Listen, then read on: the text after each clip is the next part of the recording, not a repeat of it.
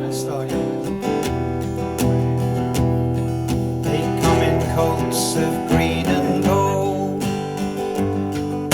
disguised as wise and holy men, through snowy storms and bitter cold. They drag their souls to Bethlehem with lying gifts of good intent, dirty money in their hand. With broken promises they went to the broken promised land.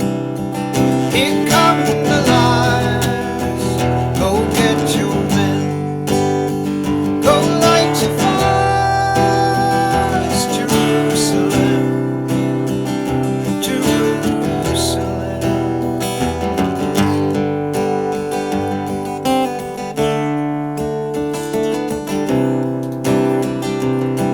They come in pretty suits of blue,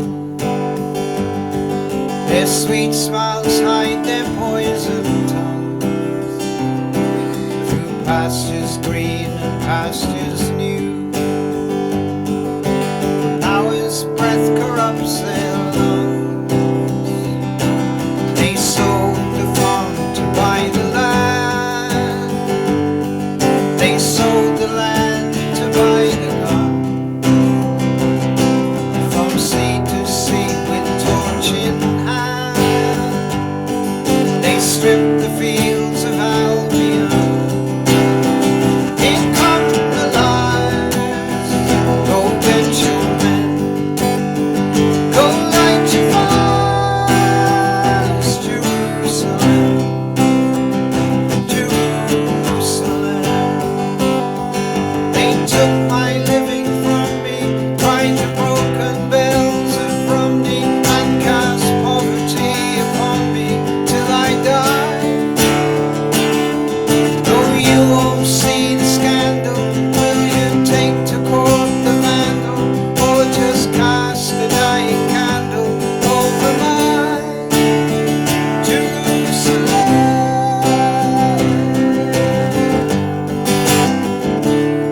Jerusalem.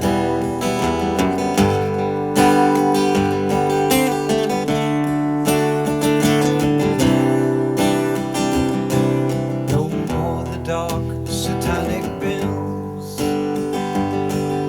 The devil now sleeps in your home. The web of his infection kills, steals the flesh from off your bones, and still the hapless soldiers sigh the hopeless tears of widowed wives, while every politician's life pours insult on their sacrifice.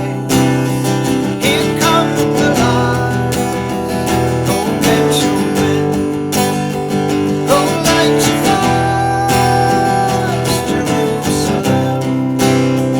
Here come the lights, go get your men, go light your fires, Jerusalem, Jerusalem,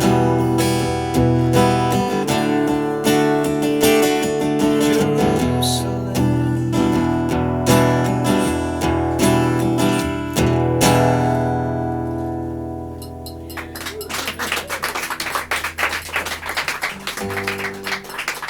Thank you. Get the party songs out of the way first.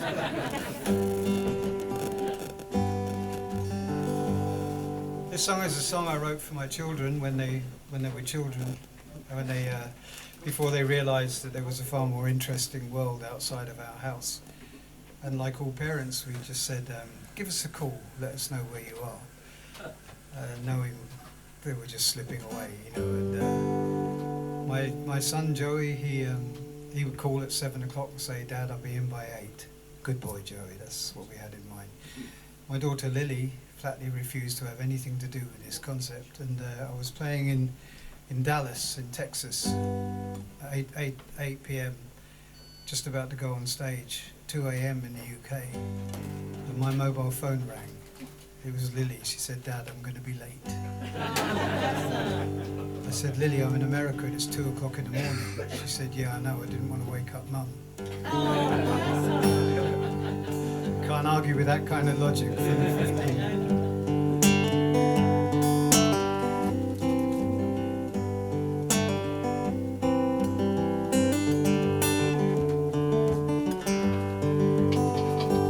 If you need me, come and see me.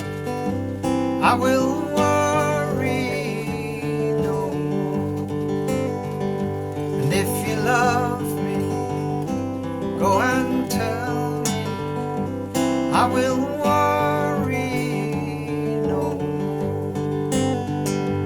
When you're down and on a low note, and your lifeboat's a man of war, just call me. I will hear you. I will worry no more. There are those who will always love you. There are those who will let you down. Just listen with eyes wide open. You will know them by their sound.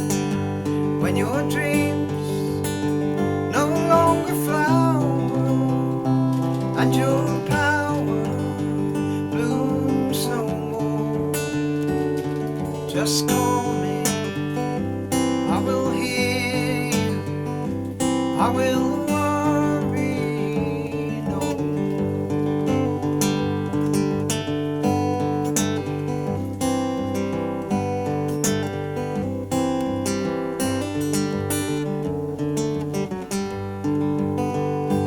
It's a hard world, a pick a card world. What you deal is what you get. I've been cheated, but undefeated. Though I bleed, I am not beaten yet. Over mountains and stormy oceans, give your heart wings and let it soar. And call me. I will hear you.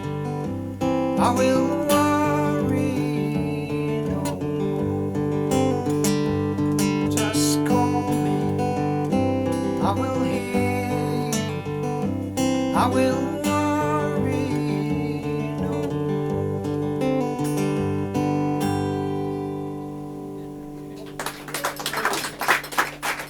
Thank you.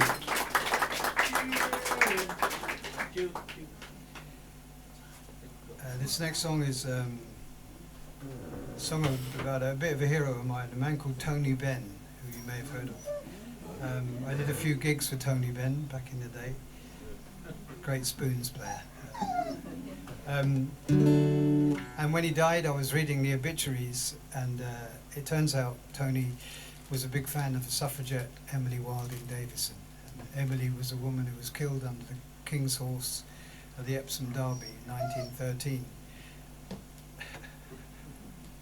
Wonder what key that is. He'll pick it up that way. But 2 years prior to her death, Emily, on the eve of the national census, Emily hid overnight beneath the House of Commons in a broom cupboard. And so the next morning, when asked to give her address, she could give her address as the House of Commons. One of the many things she did that led to the women's vote. And so a big hero of Tony's. And he made a promise to the Speaker of the House of Commons that he would make a tribute to Emily. And he had a plaque engraved with the details of her overnight stay. And then he snuck down secretly, screwed it to the inside of the broom cupboard, where it remains to this day. And I found out recently he was assisted in this terrible crime by Jeremy Corbyn. So Jeremy is bad after all, in a good way. So for a want of a snappy title, this is called Tony Benn's Tribute to Emily Davison.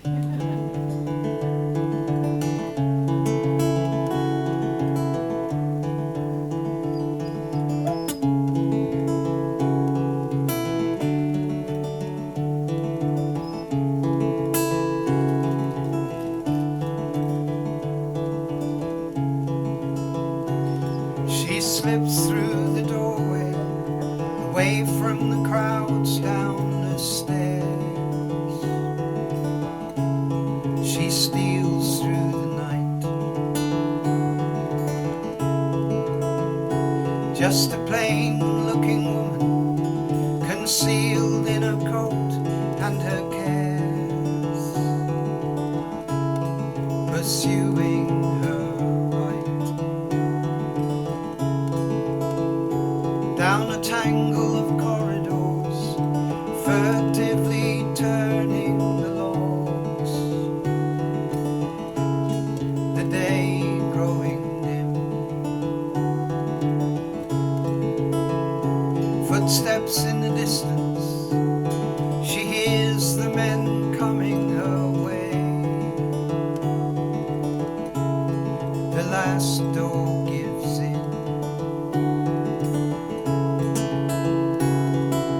There in the dark with the mops and the brooms, she opens her handkerchief, makes herself room with a small piece of bread and a small piece of cheese and a jar filled with water between her knees. By the light of a candle, she reads a small book and she waits. And she waits. On the 3rd day of April, 1911, she woke, and she gave her address. These houses of commons, houses of men, and now me. She smoothed down her dress. I'm not asking for favors, just claiming what's rightfully mine. She cried to the world, to rebel against tyrants is to show your allegiance to God. She cried as she fell.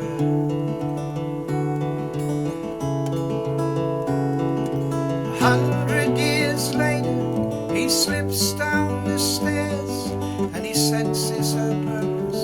He breathes in her air. He's made her a sign which he nails to the door. He knows the equality Emily gave her life for. By the light of a candle, he honors her flame and he waits. And he waits. And he waits.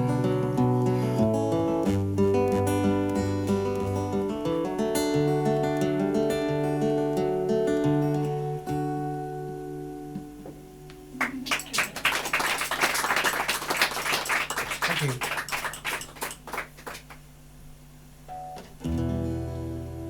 Well, recently I've been involved in a couple of song cycles, in the sense I've written them, and I'm going to do a couple of songs from those. This first one is during lockdown. I live in Somerset, and I was just having a look around the county, Somerset, Devon, and so on, and it struck me after visiting Exeter Cathedral and seeing the Martyrs' Pulpit in Exeter Cathedral, which if you look into it, or certainly when I looked into it, it occurred to me that the martyrdom was of a slave trader, although that isn't told to us. But if you look into the story more closely, you might come to a similar conclusion. And so this led me to other places in the county, and I realised that the West Country was very prominent during the trade, very important. The first commercial slave ship sailed from Plymouth in 1562, sanctioned by Queen Elizabeth I. And the first town to petition for abolition was the town of Bridgewater in Somerset. So that kind of nicely tied it for me. And then one very significant town and port was the town of Bristol. And one particular character, a man called Sir Edward Colston, who, if you hadn't heard of before March 2020, you may have, since his statue was unceremoniously pushed into the Bristol Harbour by Black Lives Matter activists for very good reason. So I wrote the album. I wrote the history of the slave trade in 10 songs, like you do, and it's available over there. It's called Stolen from God, and this is one of the songs. It's called Good Morning, Mr. Colston.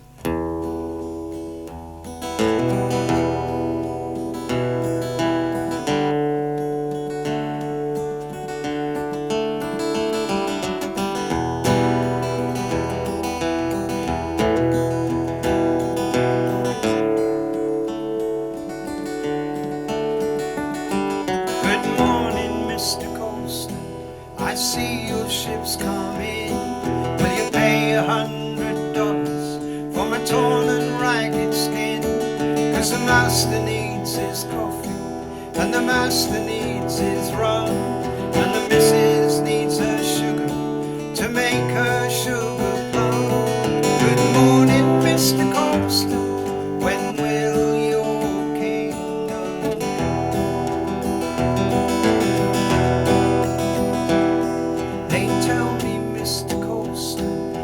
God-fearing man? Did the Lord give you permission to take me from my land? 'Cause we're equal in construction. Did he render you the best? Do you hold a sacred license to burn letters in my chest? Good morning, Mr. Colston, when will your soul be there?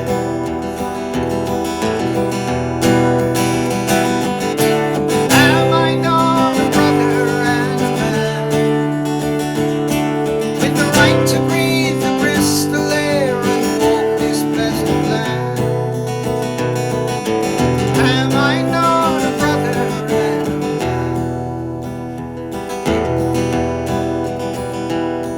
Good morning, Mr. Colston, bless your generosity. It's thanks to you there's hospitals and poor folk property. It's thanks to you 100,000 souls were sold as slaves, and a quarter died in transit, and the ocean was their graves. Good morning, Mr. Colston, when will your soul be saved? Good morning, Mr. Colston, I see you on the strand. Beneath your arm the manifest, your Bible in your hand. Your sugar from Barbados, your coffee from Brazil. For each white child you educate, another black child kill. Good morning, Mr. Colston, when will your cup be filled?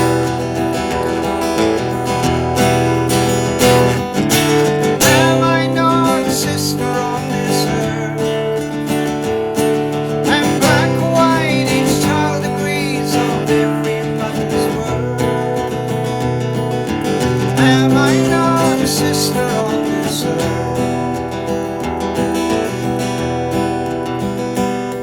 Good morning, Mr. Colston, your philanthropy is plain. There's hardly hall or street or school that doesn't bear your name. It's a golden chain that binds you to a poison legacy. No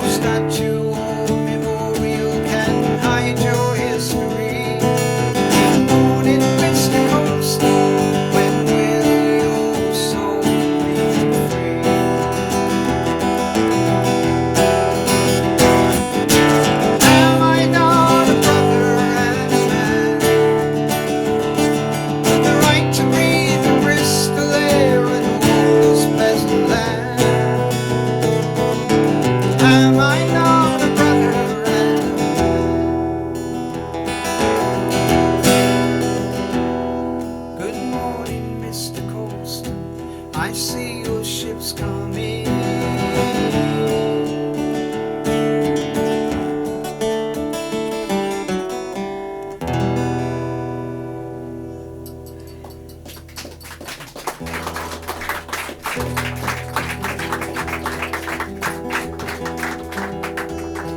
My father always told me, son, be smart. Buy yourself an African to pull that heavy cart. My father always said, son, use your brain.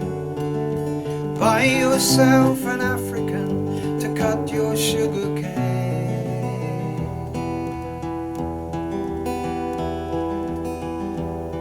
My father was a Bristol man in trade.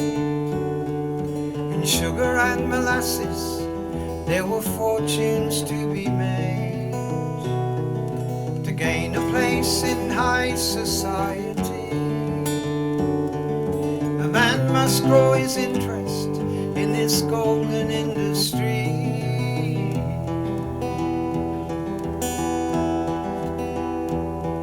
We headed for the coast of Senegal, with copper cloth and gunpowder, pretty beads and wool. Then southward to the court of Calabar, where the smell of death hangs heavy, and tobacco smoke and tar. And I found myself in Africa.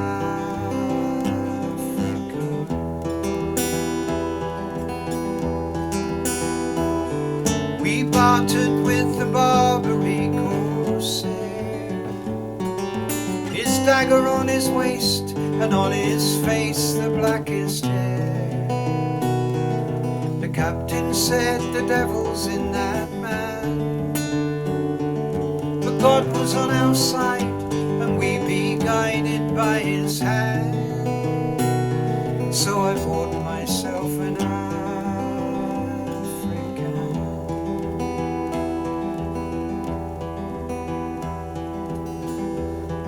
If Satan owned the cursed barbarian, and God's with us, then who stands with the wretched African? Abandoned by all saints and gods he seemed, and cast into some nightmare, some forsaken spirit dream. And I bought myself an African queen. Their purpose is to lay before your knee, sanctioned by His holiness, by a royalty decree. And it's the right of every Englishman to keep by your protection and to govern by your hand. And I bought myself an African.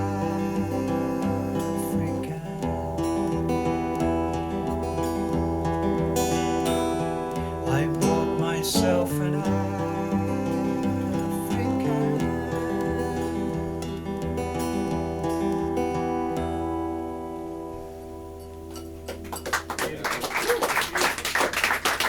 Thank you. Well, this next song, believe it or not, is a true story. I was touring in America, and I'd been in Texas for about 2 or 3 weeks, and I sort of grew up with Hollywood America, you know, the great mountain stacks and the cactuses. Cactuses. Say that again. Oh, what a horrible image that conjures up. Move swiftly on. The cactuses, cacti, and so, you know, quite frankly, I was a bit disappointed. You know, the Texas that I saw was a bit more like Swindon, you know, sort of a series of retail parks, and then I had a gig down at the seaside in Corpus Christi, And I was driving down there in my rented Buick, and on the way down, suddenly I saw a cowboy, a fully dressed cowboy on a horse, just sort of loping along the side of the road. And he had the works. He had the cowboy hat, he had a goatee beard, he had the cowboy he had a sort of a Mexican, like a knitted blue waistcoat. He was really authentic, this guy. White blouse, not a shirt, a blouse. Chaps, jeans, boots, studs, the works. And he's on this horse, which I thought was a Palomino, but turns out to be a strawberry roan for the horsey folk in the audience. And he's just sort of very slowly kind of ambling along the road. So I pull up and I screech the brakes, show him my camera. He said, "Go ahead," in a kind of threatening way, you know. And so I take a few pictures and stuff, and we get chatting, and I compliment him on his appearance and so on. And he asked me what I'm doing in America. I said, "Well, I'm a musician. I'm on tour." And he said, "Oh, really? I used to be a musician too." I said, "Oh, right. What did you play?" He said, "I played drums." So, okay. Who did you play with? Just being polite, you know, thinking probably wouldn't have heard of any of them. And he reels off his list of local bands, and at the end of it, the Doobie Brothers. I thought, hang on a minute, I've heard of them. So I said, I take a picture, make sure I get some pictures of his forearms, because he's some very distinctive tattoos on his forearms. So I thought I'd check him out. And so I said, "What's your name?" He said, "Gene Vincent."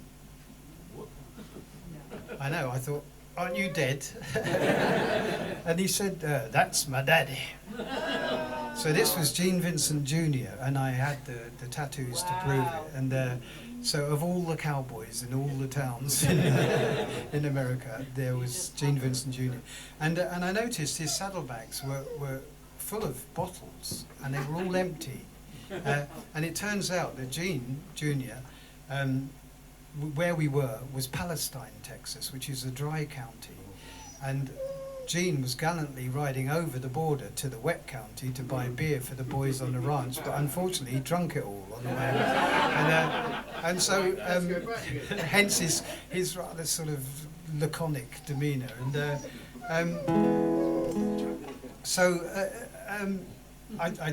We say our goodbyes, and at the end of it, I sort of hold my camera up, hopefully one last time, hoping for a bit of a Roy Rogers, you know what I mean, and hoping against hope, and I get, and that was the last I saw of Gene Vincent Jr. And I checked him out, and it was him, shortly before he died, sadly, nothing to do with me.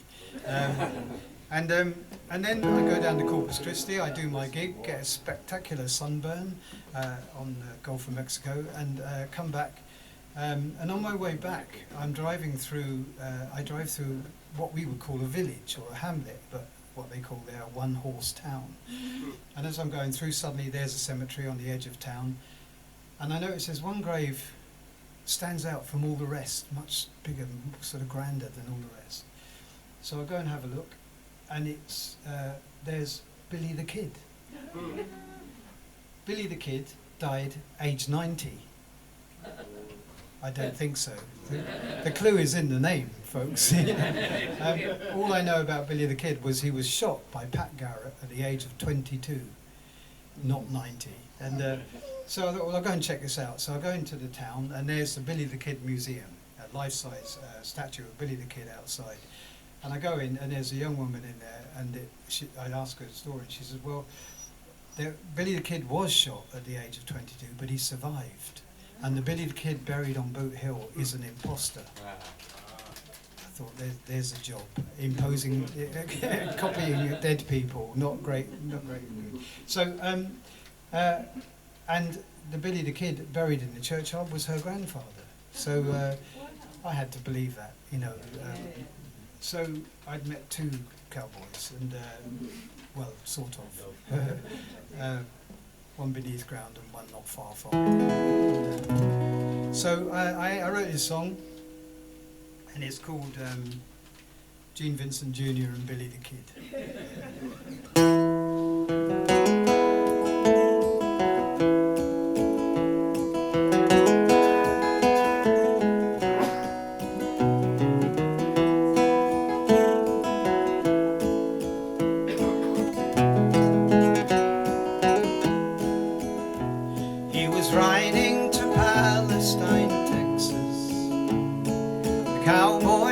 run out of beer.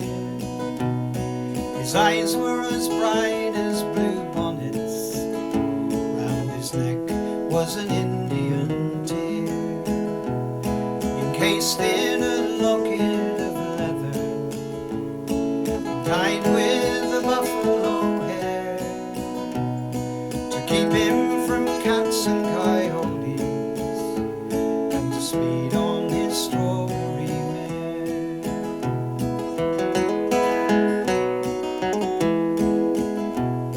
His black hair hung over his shoulder, and he sang as he rode on his way, singing, "My name is Gene Vincent Jr., singing bebop-a-loo-la-rie."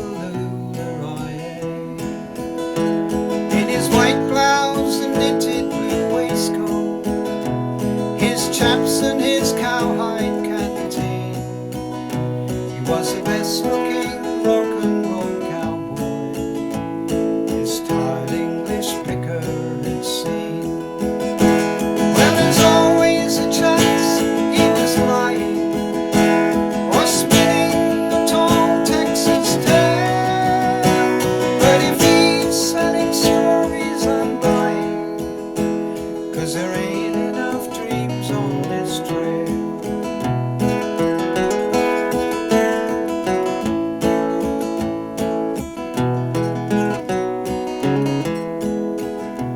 In a roadside attraction in Higo, she talked about Billy the Kid. She said he was kin thanks to Grandma, and she told me the things Billy did. She said he didn't get killed in that gunfight, Garrett buried another poor Bill, and he lived here until he was 90 in a cedarwood house on the hill.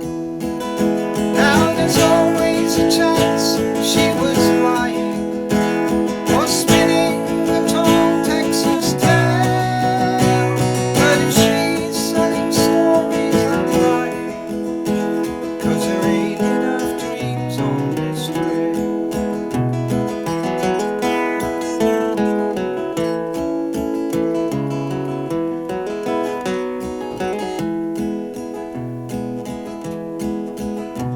There's a Billy the Kid in the graveyard, there's a Billy the Kid on Brood Hill, and the wandering ghost of Gene Vincent sips whiskey at Billy's last still. His grey hair hung over his shoulder, and he sang as he rode on his way, when Billy the Kid drew his welfare, singing bebop-a-loo-la-rie.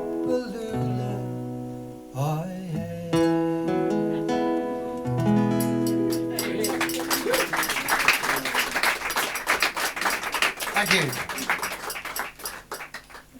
Well, this next song, I've kind of revived this song. I haven't. Oh, you're going to miss it. Oh, damn. Never mind. It's a song. Quite often with songs, they don't always come from the same place, and quite often it will be a snatch of a story there, an event that happened there, a person you see there, a couple of people, whatever, and you kind of the art of it, if you like, I suppose, is putting all that stuff together and creating a tiny little short story. And in this case, I wanted to write a song about jealousy.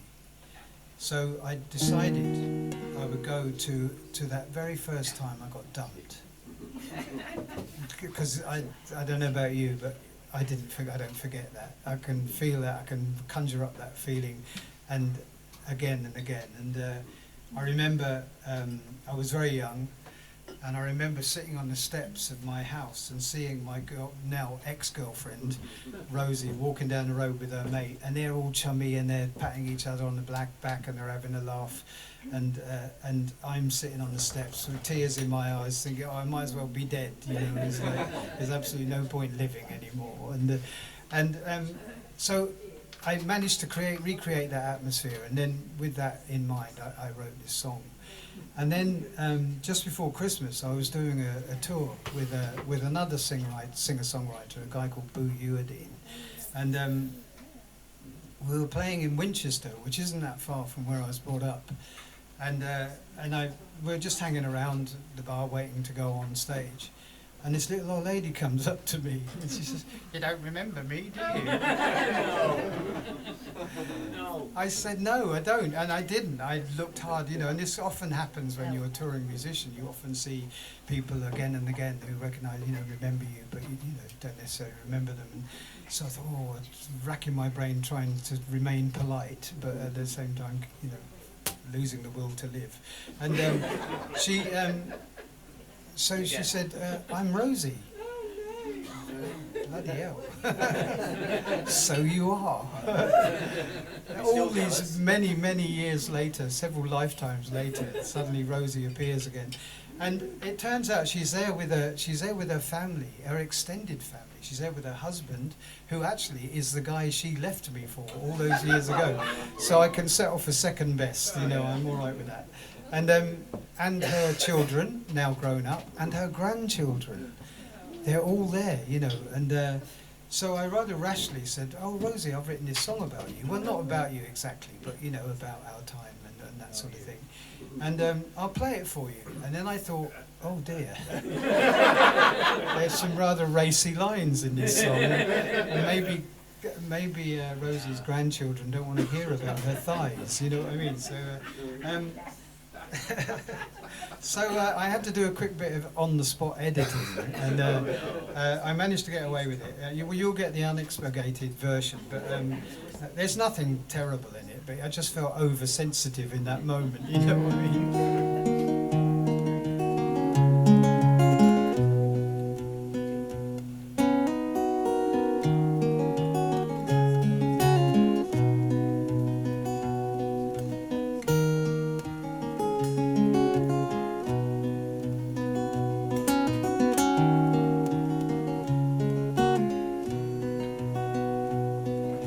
Jealous of the sun upon your face, it wraps itself around you in your state of grace. Jealous of its fingers on your skin, the way it lights your room. Now you won't let me in. I wish I was the sun. I wish I was the sun. I wish I was the sun that lights your life.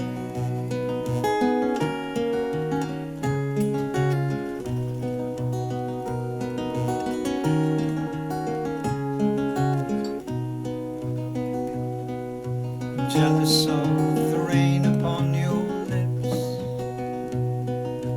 It runs down your shirt and stings your fingertips. I'm jealous of the way it soothes your brow, the way it goes to places I can't go now.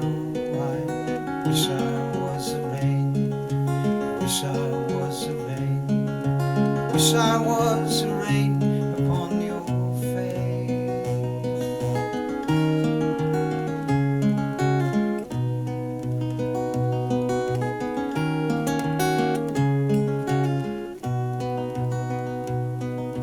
jealous of the moon that lights your eyes, falls upon your bed and runs along your thighs. Jealous of the secrets that you share up in your bedroom. Now I can't go there. I wish I was the moon. I wish I was the moon. I wish I was the moon. I wish I was the moon. I wish I was the rain. I wish I was the sun that lights your life.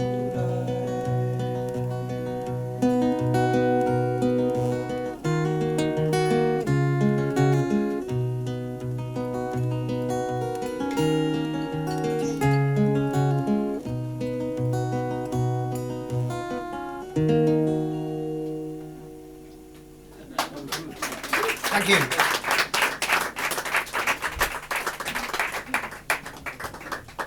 I haven't seen her since.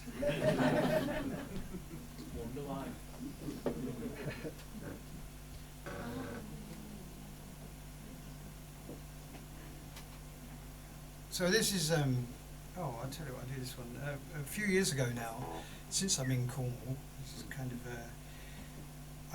many years ago, I worked with a guy called Hank Wangford, who is, still is, an English country singer. And at that time I discovered this thing called the Rural Touring Network. I believe down here it was called Cairn to Cove. I don't know if it still exists. Does it still exist? Yeah. It was an Arts Council funded scheme designed to bring otherwise unaffordable entertainment to the villages. Yeah. So I thought, well, this is great. And at the time, Hank had a new album out called Best Foot Forward. And the cover of the album was a portrait of Hank. And he's dressed in his cowboy gear. He's got his cowboy hat, cowboy shirt, cowboy boots. And he's playing a ukulele, sat on a horse up in the mountains, like you do. And I thought this is a great on-the-road image. So I photoshopped myself onto the back of the horse in a nice red cowboy shirt playing a banjo. And we showed this doctored image to the artist. And he said, oh, I like that. He said, I'll tell you what, I'll paint you a banner. And I'll paint it on canvas, so you can take it with you, roll it up, take it in the car, hang it up, and there will be your stage. Because, you know, many of the village halls didn't have stages or anything, or still don't. So we could create our own space. Now, for some reason, and I have no idea why, he hadn't painted a head on the horse. Nothing visceral about it, it just stopped at the neck. Maybe he wasn't very good at drawing horses' heads. So, but there you have it. You look online, you'll actually see this image. It's very nice. And so for that reason, I thought we'd call our tour Hank and Reg Head Off. Thank you very much, I'm here all week. And so he painted this kind of cartoon version of the portrait with Hank and Reg Head Off. And we took it on the road, and the very first gig we did was actually in Constantine, down this way. And it very quickly became evident the local aspect of this rural touring, because we were playing in Constantine. The next night we were just 3 miles down the road in Gweek, which is unheard of. Normally, you wouldn't do a gig 3 miles away. So we thought, oh well, it's reasonable to think they might have some mates down there. So we said to the people of Constantine, if you have any friends down in Gweek, do let them know, send them along, there's a few seats left. And this audible hush crept through the room. And the voice said, we don't go down there. They eat their babies down there. And so we got out of there fast, worked our way up the country, played a lot down here, Gallant Village Hall, I remember, we Gallant reading rooms, and many, many, many places. And so we gradually worked our way up the country, and we played on Exmoor, played a village called Luckham. Anybody from Luckham? I asked that question the other day, and the guy said, no, but I knew an old lady from Luckham. You're doing it, aren't you? You can't stop yourself. I can't tell you my version, it's far too filthy. So, Luckham Village Hall, tiny place. You thought that can't possibly be the gig. We drove past it 3 times, so they know who we are, and there it was. We thought, that's clearly a public toilet. That's not a venue. But we went in, took our sound system in, took it back out again, won't be needing that. It's a tiny little place, and we're whiling away the afternoon, and this typical Exmoor farmer comes in, and he's got his little cap on and his wellies, and he says, good afternoon, and we say, good afternoon, and he disappears through a side door, and after a moment we hear a chain flush. Luckham Village Hall was a public toilet. And we're playing it, and that night we played to a packed house. Normally when I tell this story, there's more people, by the way. But we played to a packed house in Luckham, and at the end of it, the promoter comes up and very sheepishly announces, Luckham Village Hall holds 25, and we got 22. Yeah. So we had to face the fact we'd reached a point in our careers where we were playing a public toilet on Exmoor and we can't even fill it up. But rather than mourn this fact, we celebrate and we change the name of our tour to No Hall Too Small. And we work our way up the country and we end up just south of Doncaster in a very small village called Epworth, home of John Wesley. And that night, Saturday night, great gig, packed out. Next morning, Sunday, we decided we would go off and find some breakfast. And the only place we could find open was Morrison's Cafe. I can't recommend it at all. And we're having our breakfast, and this is absolutely true. I see this person, and to this day I don't know what gender this person was, but I'll say she, because she's wearing an Elvis Presley wig, Elvis wraparound glasses, a showbiz fur coat, not any old fur coat, a proper rock and roll fur coat, and then nothing on her legs but some Argyle socks and some winkle picker shoes. It was the legs that made me think she might be female or a postman. And she comes over and I said, "Hank, it's Elvis. He's alive and in drag and having lunch in Morrison's Cafe." And Hank's taking pictures secretly under the table, of course. And then another character appears, clearly with Elvis. And this person is wearing a corduroy suit, flared corduroy suit and a little corduroy cap. Not the sort of thing you see these days, but might have been just a thing back in Greenwich Village in the early 60s. And he looked very much to me like Phil Oakes. Phil Oakes, a contemporary of Bob Dylan's, a great singer-songwriter, and he had a little goatee beard, and he looked about the age Phil would have been had he not died in the 70s. And he comes over and I said, "Hank, it's Phil Oakes. He's alive and having lunch with Elvis in Morrison's Cafe." And Hank's taking pictures. And sadly, me and Hank fell out after that, so I've never seen them. But if you ever bump into Hank Wangford, ask him for a look. The evidence is there. And so I just carried this kind of this idea around in my head for quite a long time, and then eventually I wrote this song. And it's called Phil Oakes and Elvis Eating Lunch in Morrison's Cafe. There's a little songwriting tip for you there. And it has a chorus if you fancy a bit of a sing. If you're familiar with Phil's oeuvre, you'll know that his big hit was There But For Fortune. Sadly not for him, but for Joan Baez. So when I come to that line, what follows is the chorus. So do pay attention, and we'll all sing it together, or we'll have a staring competition.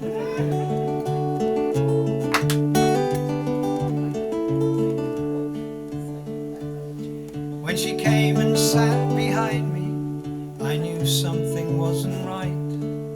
The dye had washed out of her hair, her face was pale and white, and the legs she shambled in on beneath her shabby dress were wearing alligator shoes and socks from M&S.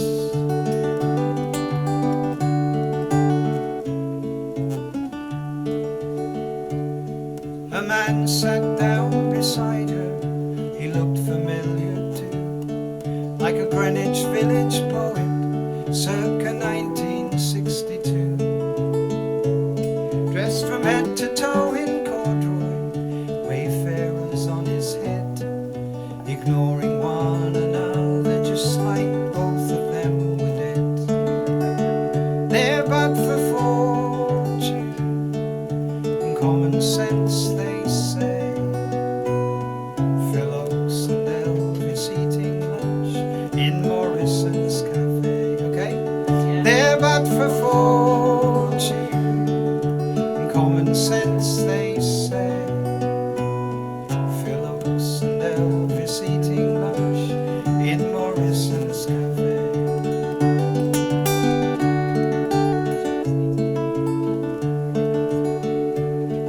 In a wraparound dark glasses with the light adjusting lens, she was hiding more than tired eyes from onlookers and friends. There was something in those fingers that worked the forks and knives, as if they'd once worked magic in other people's lives. They're but for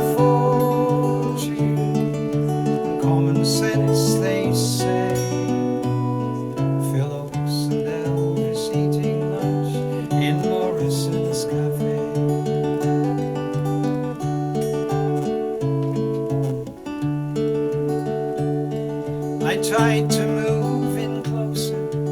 There was a smell of Vaseline and the scent of faded legends just off the M18. For a moment life seemed simple, fear and pain were swept away. When Phil and Elvis ate their lunch in Morrison's cafe, there but for fortune and common sense, they say. Phil Oakes and Elvis eating lunch in Morrison's cafe, there but for fortune, common sense, they say. Phil Oakes and Elvis eating lunch in Morrison's cafe. Since my baby left me, I found somewhere else to stay.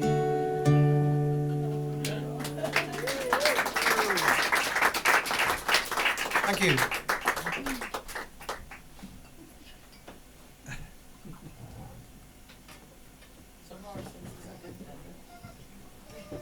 It always clears the room that way. I thought Morrison's chips were quite nice, actually. Are they? They were all for 90p, you know. 90p? I was taking a plate of chips. Does it even still exist, Morrison's? Does it? I thought they closed down. Oh, you can go and have breakfast tomorrow. Yeah, that's it. Cracky Morrison's. Yeah, that's breakfast sorted. I'll be there. If that's shut, No, you only want to laugh anyway. So, this next song is a story about another two sort of writing heroes of mine, actually, and the Welsh poet Dylan Thomas and the American songwriter Hank Williams. And I was reading about Dylan, and I realised that Dylan and Hank died within a year of each other, which had never occurred to me before. And I thought, wouldn't it be great if they met? Dylan spent time in America, mostly on the East Coast, and so I wrote this song where they meet in a bar in Alabama, the pair of them being champion drinkers. Dylan's final words, apparently, at the White Horse Tavern in Greenwich Village were, "I've just drunk 18 straight whiskies. I think it might be a record." That was the end of Dylan. And of course, Hank had his struggle with the bottle all his in his 29 years. It's hard to believe that Hank Williams died at the age of 29 after writing at least 1,000 songs, and most of them are good. So I wrote this song, and now they have met, and that's how folk music works, ladies and gentlemen. You write a song about it, and it's true. Who cares, you know? And there's, oh, that's good. There are unicorns. That's my next song, by the way. So I wrote this song, and I've been out to Hank's grave, which is in Montgomery, Alabama, where he was born and is now buried. It's a magnificent 12-foot marble mausoleum. I took a guitar, sat on the grave, played a few songs, and more recently I was invited to go and play down in Larne in South Wales, at Brown's Hotel, which is where Dylan did most of his drinking and spent his final years. While I was there, the promoter took me out to visit Dylan's grave, which, in contrast to Hank's magnificent marble edifice, was just a very simple white wooden cross with Dylan on one side, his wife Catelyn on the other. And he told me the story of the poet's return to Wales after having died in New York. And it turns out his body was returned back to Portsmouth, and it fell to Catelyn, his widow, to go and collect the body. However, she didn't drive, but she had a mate in the village who had a Morris Traveller. She thought, that'll do. So she said, what do you think? And he said, well, I'll gladly come and collect the poet, but I'm not sure if you can get a coffin in a Morris Traveller. And I'd hate to get down there and find out you can't, you know. So they employed the services of the local undertaker, Evans the Death. Now, I looked into this, and this is absolutely true. In Wales, they like naming themselves after their occupation. So I've since come across Jones the Bones, Die the Dead, Die the Death, and my favourite today, Griff the Stiff. And more recently, I met a guy who came up to me after a gig, and he said, "I'm a retired undertaker, and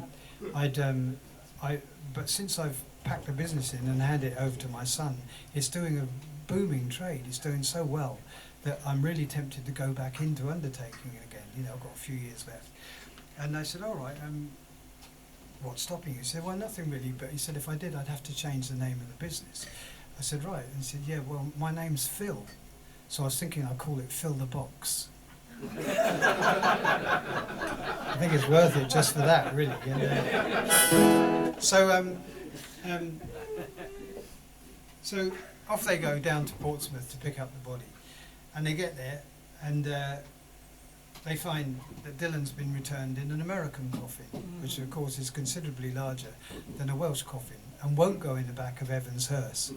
So they take the handles off. This is all absolutely true. They take the handles off, that doesn't work. They take the windows out, and eventually they manage to cram the coffin into the back of the hearse. And then off they set. Kathleen, by this time, needs a two-day pub crawl home. So off they go. Kathleen and her mate in the Morris Traveller. Evan's the Death, wind blowing through his quiff, following closely behind. And they get, this is pre-motorway, so there's a pub every 300 yards. So they get to the pub, they have a beer, they have a tear, another beer, more tears, a few more miles, get up the road a bit, and Kathleen turns around to her mate and she says, "Look, I'm really worried. We haven't seen Evans for a while." And her mate says, "Oh, don't worry, he's an undertaker. He's slow, but he'll get there. So have another beer." So she has another beer, a few more tears, a few more miles, gradually inching their way to South Wales. They get up the road a bit and she says, "Look, I'm really worried now. We haven't seen Evans for over an hour. And I'd hate to lose a poet, you know what I mean? He might get famous one day." And so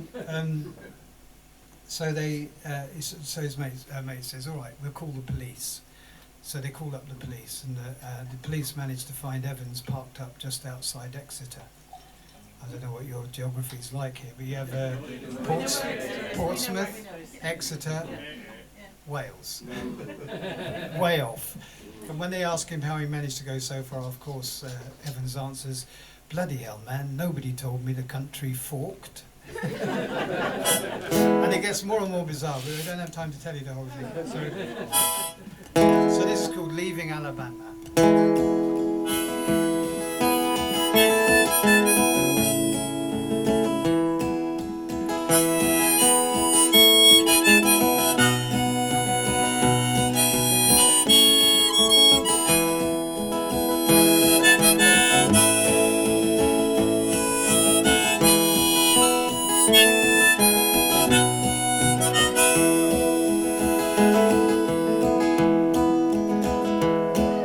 Skinny man leans on the bar, talking to himself. He points a bony finger at the whiskey on the shelf. "Fill her up," he says, "looks like you and me tonight.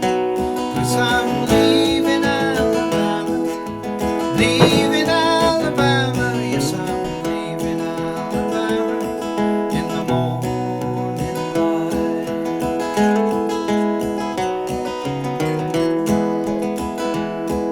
I recognize your face, the barman pours another round. You're that singer off the radio, the lovesick blues man. The man lives in his cowboy shirt, pulls out a cigarette, says, "I'm leaving Alabama, leaving Alabama. Yes, I'm leaving Alabama, got so much to forget."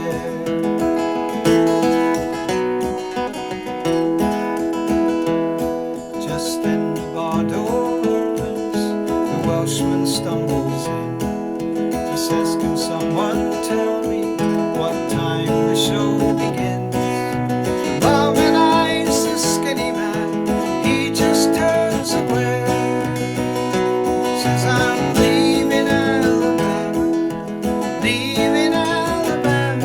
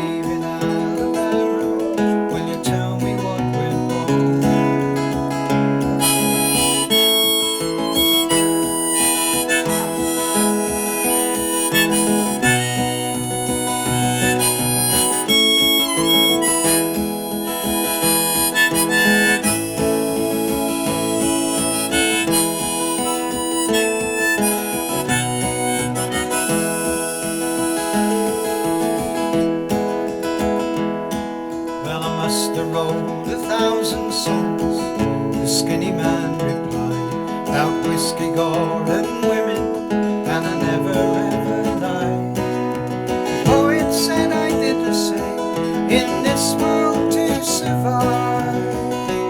If you're leaving Alabama, leaving Alabama, if you're leaving Alabama, means you won't get out alive.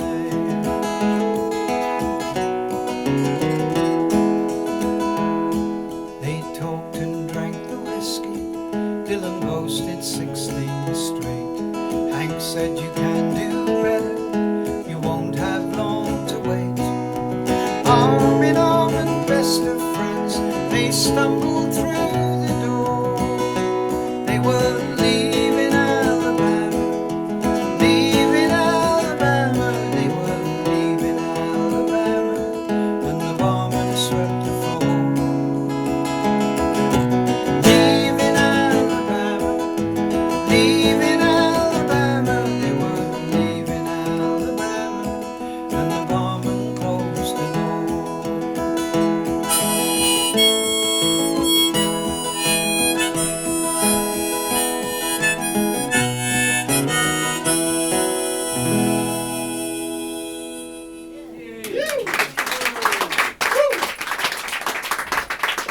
Thank you.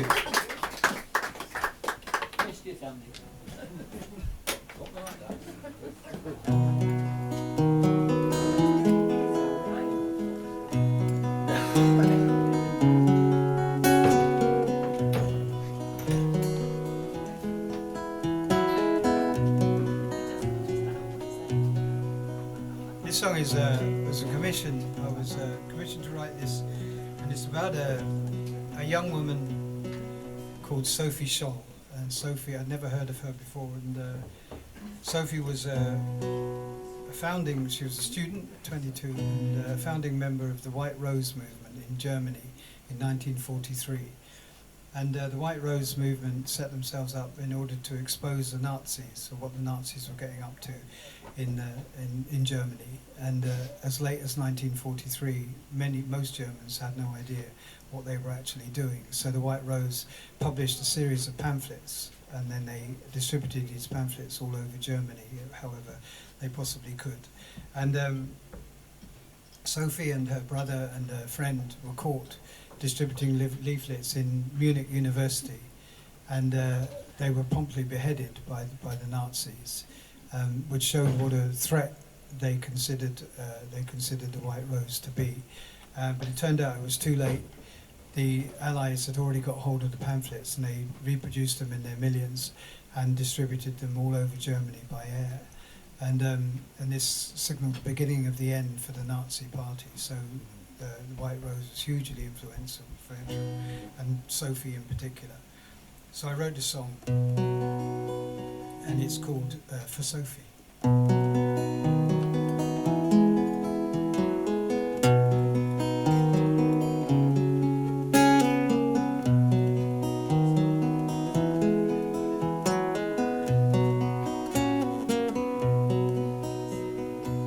You walk the university, your suitcase in your hand,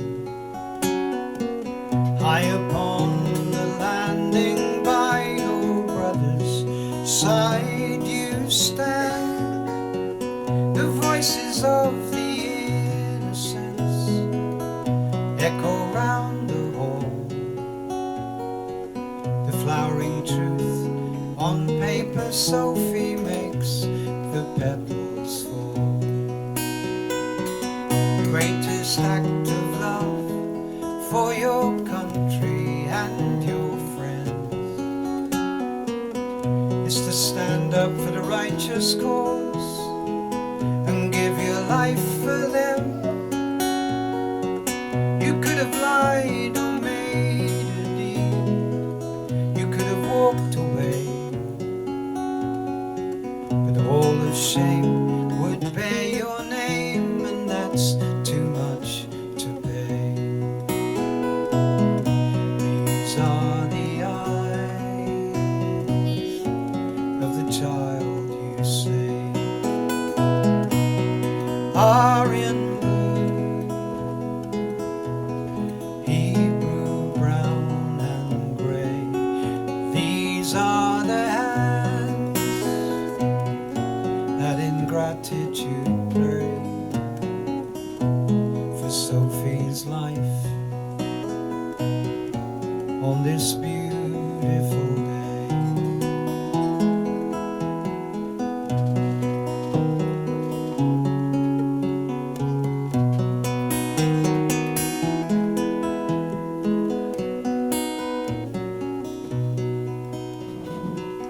7 sermons, 7 lessons, 7 calls to arms for the workers in the factories, workers on the farms.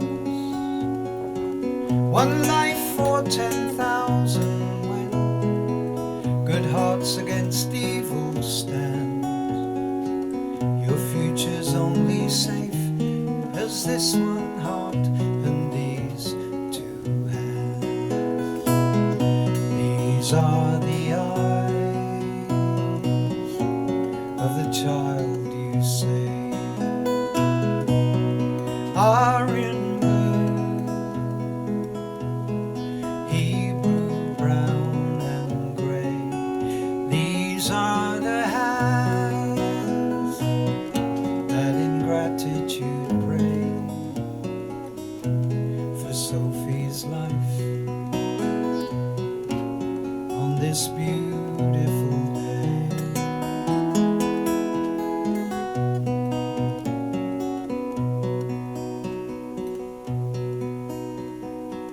Sophie at the window,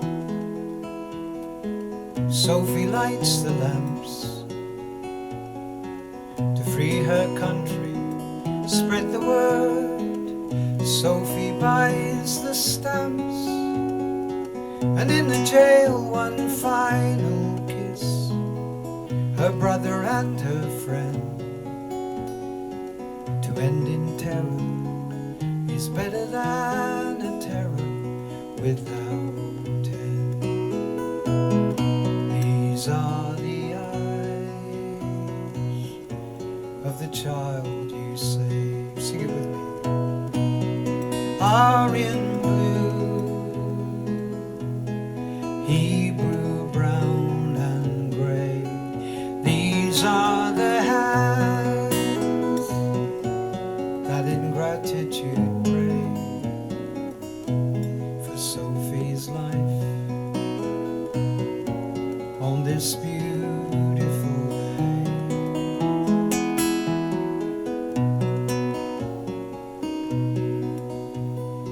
The brilliant child of Germany has turned his mind to war. He hears the windows breaking, but he doesn't know what for. The ghetto's strangely quiet, just the constant trains go by. And Sophie takes his hand, and Sophie opens up his eyes. These are the eyes of the child you say are in blue, Hebrew, brown and grey. These are the hands that in gratitude pray for Sophie's life on this beautiful day. For Sophie's life on this beautiful day.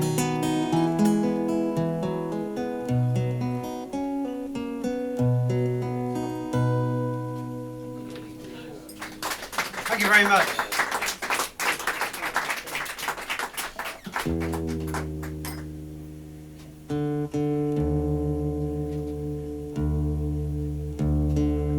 Well, thank you.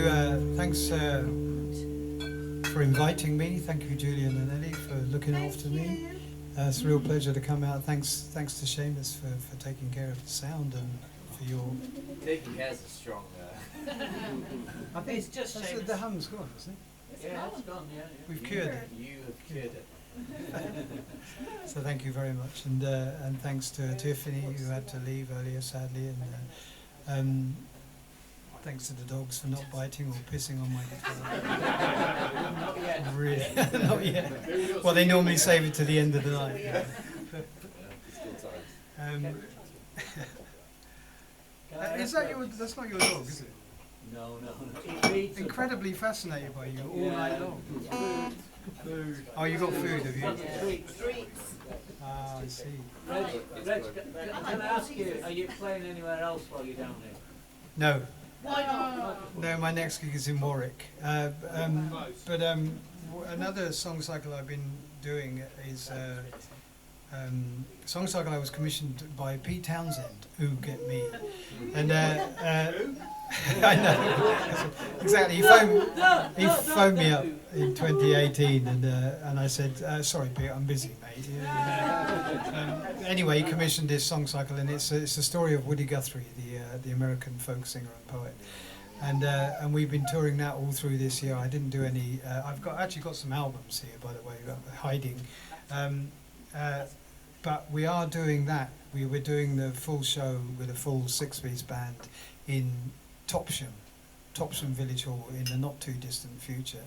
But nothing this far down, I'm afraid. But do have a look on the website, in case you're travelling around, and it will be all over the place. So.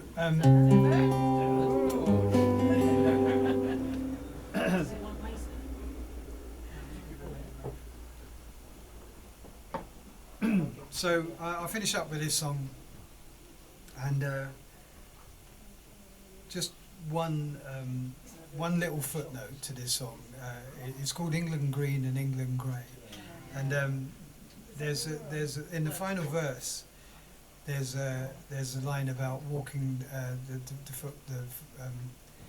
it's funny, I can't think of it unless I'm actually singing it. It's weird, isn't it?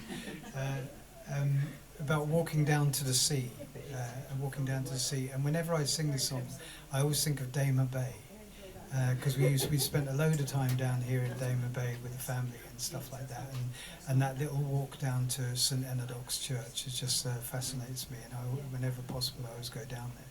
So you can think of that when you hear that line at the end there. That's if I remember it. So the song's called.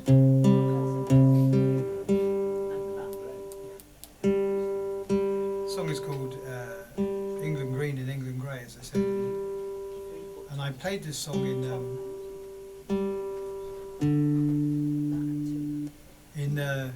in Derbyshire. I was playing a folk club in Derbyshire called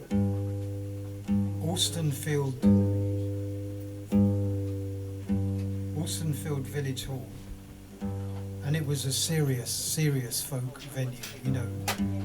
Wall to wall sandals and socks, you know, and I was playing all the way through the first set. It was packed out all the way through the first set. This voice came out of the darkness. It said, "This is England." Oh, I thought, all right, but it got more and more persistent and more demanding as the set went on. "This is England," and I thought, oh, I seem to have attracted the Derbyshire BNP contingent. How did I do that?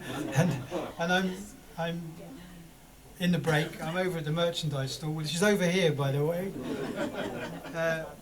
And I'm just flogging CDs and stuff like that. And this huge guy comes over, and he's definitely not dressed for the folk club. You know, he's wearing an evening suit, like a casino suit, and he's got a little dicky bow tie, he's got patent leather shoes, his hair's nicely greased over, and he comes and stands next to me like this, and he just looms over me, and after a while a moment presents itself, and he leans across and he says, "All right, Reg, how you doing, mate? My name's Bob." I said, "Hello, Bob, I'm all right, thanks, mate. How are you?" He says, "I'm all right, Reg. Now, you're going to be doing that song, 'This Is England'?" I said, yeah, of course, Bob, I'll do that song for you. But if you probably mean that song, England Green and England Grey. He said, yeah, that's right, this is England. Bob's not the sort of person you say no to, you know what I mean? So I said, yeah, of course I'll do that for you, Bob. But if you don't mind me asking, what brings you to this palace of folkdom in the Dales? You know, you don't look exactly dressed for the part in your nice suit and your shiny shoes. And so he leans over conspirationally and he says, well, Reg, I was going through the yellow pages looking for car registrations and your name came up. You don't have to make it up. It's all there. It's all there.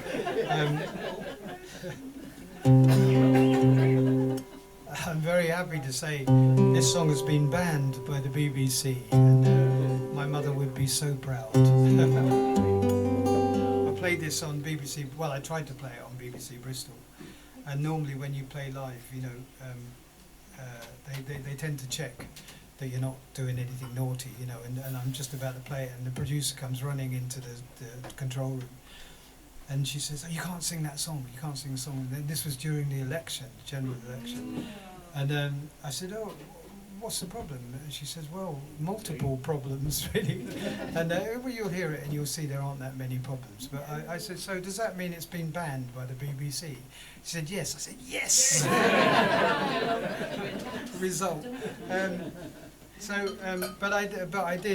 such a rebel. I played it. I played the folk show, Mark Radcliffe's folk show, and I did it on there. And it has a line in it, "I don't believe the BBC." And I'm playing away, and Mark's setting up the next record, and he's writing something, and I say, "I don't believe the BBC." He goes, "What?" Audibly. So it does have a chorus. I'll start with the chorus. You're very welcome to join in if you fancy.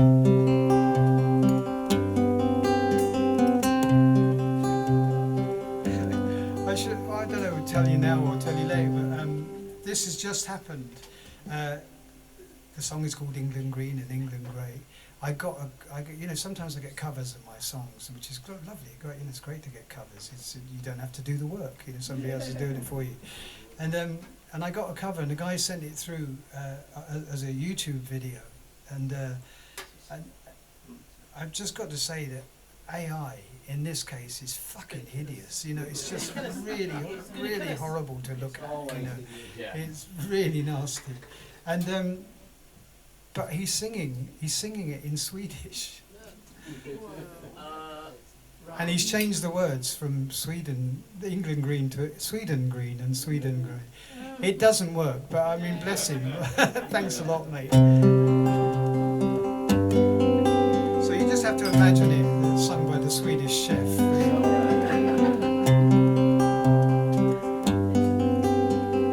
England green and England grey, look out on a summer's day, to all things bright and fair and gay, to my home, my love, my England. I believe in dignity, rich or poor, we're all born free. Austerity and slavery, I thought they were behind us. I don't believe the BBC or anarchy or monarchy or an empire built on piracy. By our history you'll find us. England green and England grey, look out on a summer's day, to all things bright and fair and gay, to my home, my love, my England.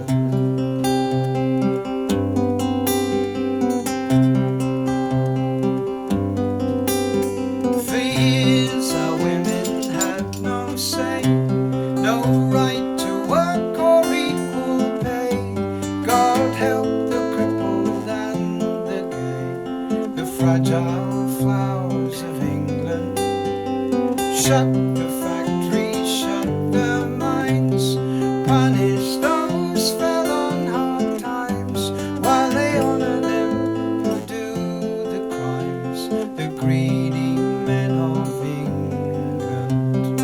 England green and England grey, look out on a summer's day, to all things bright and fair and gay, to my home, my love, my England.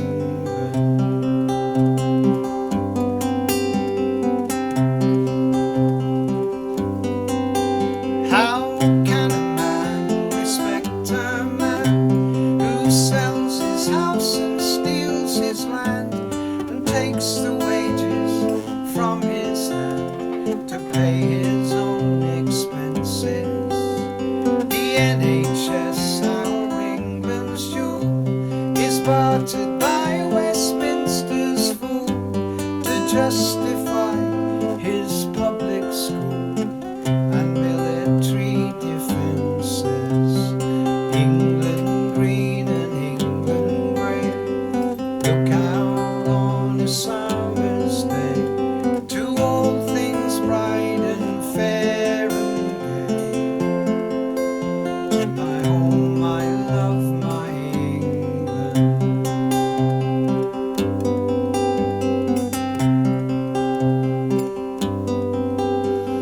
Sing the songs of old John Ball, Cecil Sharp and John and Paul. Come English folk, come one and all, to the sweet songs of my England.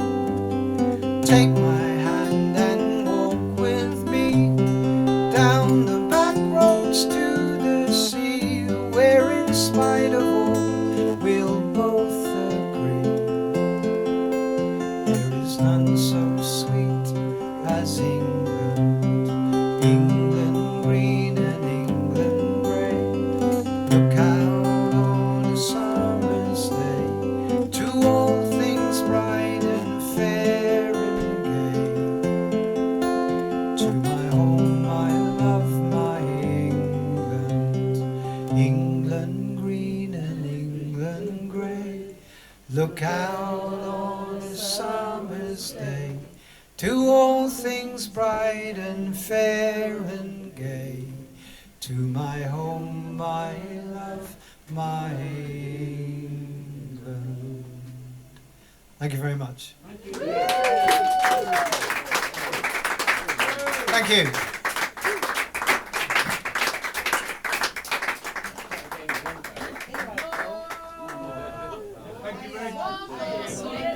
Pleasure, thank you. Anybody ring the bell, ring the bell, ring the bell.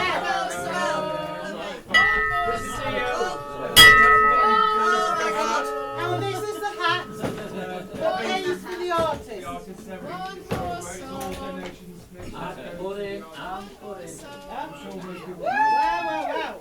Wow. It's all right.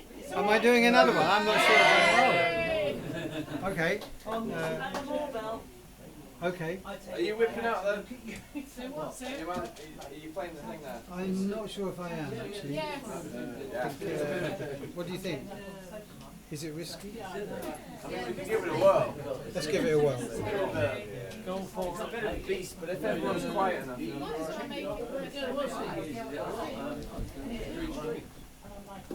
Okay.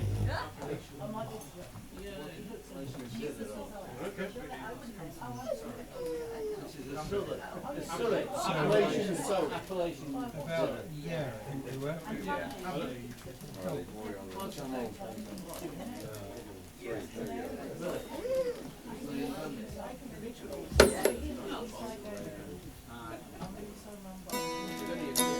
Okay, well, I'll finish up with this song, and this is my Appalachian dulcimer from Camberley.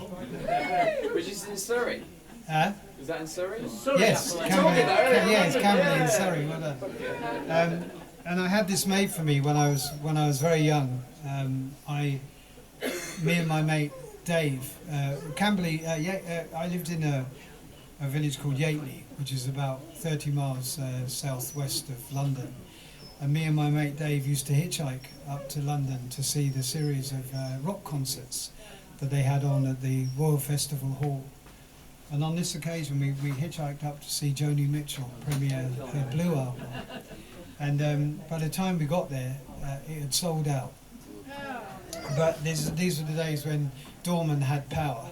And they said, "Don't worry lads, we'll get you in." And they got us in, and they sat us in the choir seat. So I sat from Me to You from Joni Mitchell while she played her Blue album for the first time.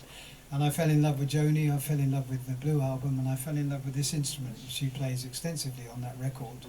And I got back home, me and Dave, and I had a chat with my other mate, also called Dave. He said, "Oh, that's an Appalachian dulcimer she was playing." And he said, "I'll make you one." And as far as I know, this is the only one he ever made. So this is number one in a series of one. And as a tribute to my friends called Dave, I've called it Dave. Dave the dulcimer. Hello, Dave. And I played Bromsgrove Folk Club not very long ago, and the promoter Bob, he came up to me and he said, Reg, I've got an Appalachian dulcimer, but it doesn't have a name. I said, well, it's not obligatory, Bob. You don't have to name your instrument. In fact, it's the first time I've ever named an instrument. And so he goes off scratching his head, and at the end of the night he comes up to me and he says, I've got a name for my dulcimer. Oh, great, Bob, what are you going to call it? He said, Reg. I said, oh, it's an instrument with your name on it. So I finish up with this song. This is from another song cycle I've written. I've only written 3, and this was actually the first one I wrote, and it's called 12 Silk Handkerchiefs, and it's the story of the triple trawler disaster out of Hull in 1968, when 3 trawlers went down consecutively in the space of a week, killing all 58 trawlermen on board. There was 1 survivor. And this prompted a local woman called Lillian Belocker, known locally in Hull as Big Lil, for very good reason. If you have a look on YouTube, you'll find Big Lil, a formidable woman, and she decided it was time they got something done. Up to this point, over 6,000 trawlermen had lost their lives because of appalling conditions aboard the ships. And so she and her 3 friends put on their finest headscarves, and off they set for Parliament. And what they achieved, they managed to get 50 new regulations put in place. What they achieved became known as the greatest act of civil disobedience of the 20th century. It was very, very effective. And so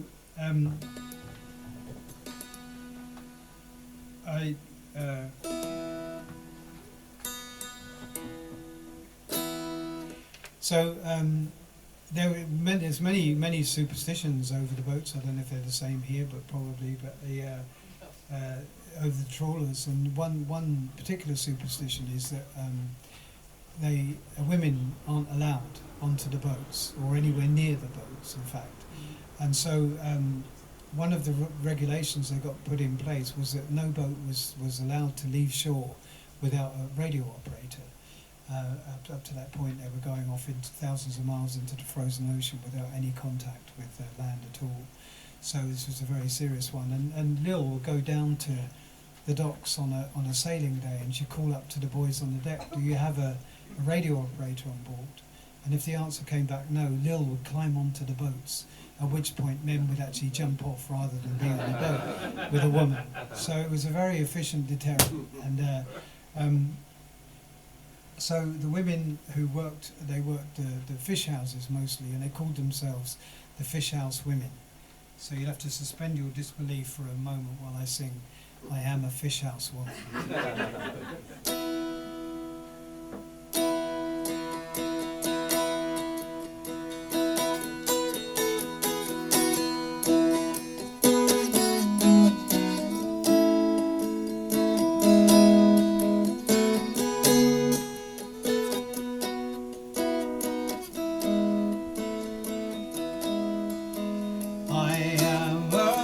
House woman, my husband works away.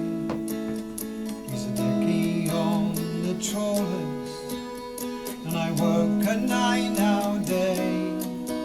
My knife is sharp and canny, some say just like my tongue. My mother was a skinner till the freezing took her lung.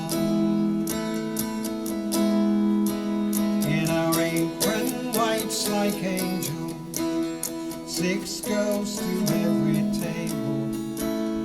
We slice the silver darlings as long as we are able. I lay the kit so pretty, each 2 pounds and a dozen. Water in a bucket to keep our hands from frozen.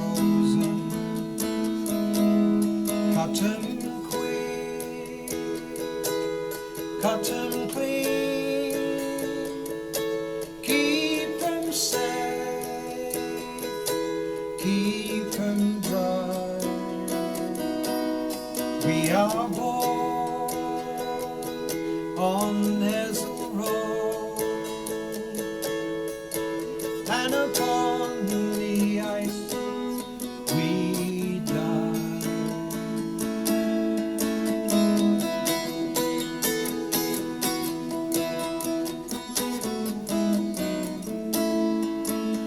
You'll never get me trolling, not for £1,000.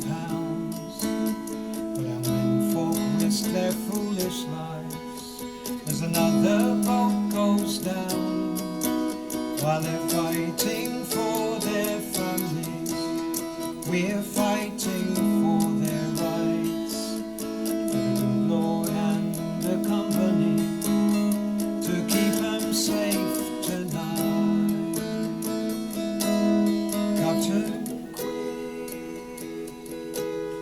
Cut 'em clean, keep 'em safe, keep 'em dry. We are born on Hazel Road, and upon the ice we die.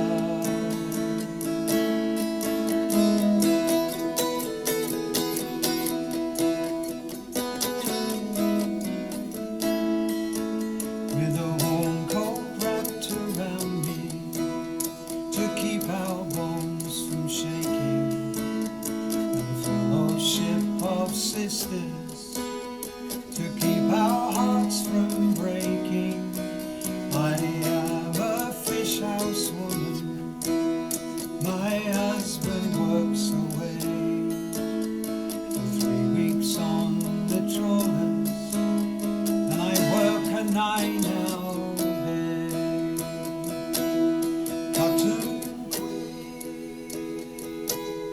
Cut 'em clean, keep 'em safe, keep 'em dry. We are born on Hazel Road,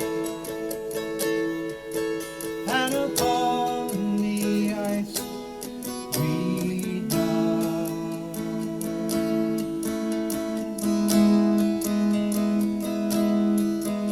I am a fish house woman, my husband works away.